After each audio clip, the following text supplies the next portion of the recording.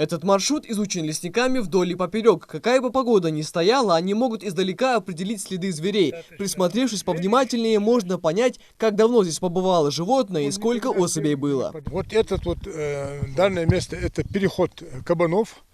Вот здесь вот был гурт, это был вчера вот ночью. Вот листья, видишь, весь свежий след. Вот они здесь вот паслись. Тут вот этот вот чинар от бука. Орешки вот этими они питаются. Вот он сверху пошел сюда, вот здесь попался, перешел вот здесь, вот он переход их. И вот здесь вот он попался, и туда дальше он под утро уже вверх пошел и заляжет где-нибудь, чтобы укромное место, чтобы не достать его было. Всего на территории Сунжского лесничества насчитывается несколько сотен диких кабанов. Конкретно здесь, по словам лесников, прошел косяк от 5 до 7 особей. А косолапые в зимнее время по большей части спят, но в лесу можно легко встретить серого волка, лису, рысь, зайца и особенно часто встречаются шакалы. Вот здесь вот мы делали вот затирку следа, вот это шакал.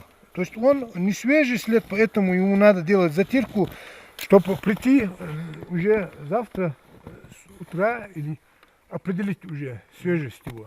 Цель очередного выезда – это проведение традиционного зимнего маршрутного учета или ЗМУ. Это главный метод оценки численности животных в местах, где устойчивый снежный покров. В процессе учитываются все суточные следы и визуальные встречи охотничьих видов зверей. Маршрутный учет ведется с февраля по март, в первые 2 дня после выпадения снега. У нас, у каждого егеря, участки, у каждого охотоведа есть свои маршруты. Есть карта, маршруты бывают, они бывают параллельные, бывают замыкаются.